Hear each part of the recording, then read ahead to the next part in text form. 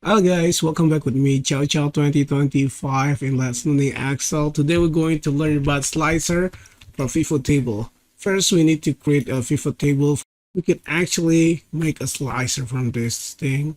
Just select insert and then select slicer and select the table or the column that you want to use, that is doctrine, for example, and loss fraction. Now we create two slicer here. You can assign wherever you want. So I'm going to have 3 column here and maybe put it up here. Red colors with doctrine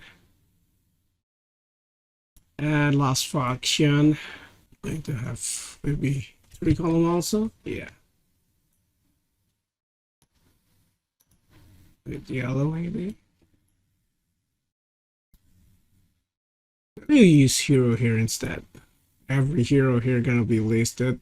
So if we choose confusion here, the slicer gonna slice the other slicer too. So from doctrine, it sliced loss fraction here, and it's also slice this thing. So for example, if we use select Conroe is alone.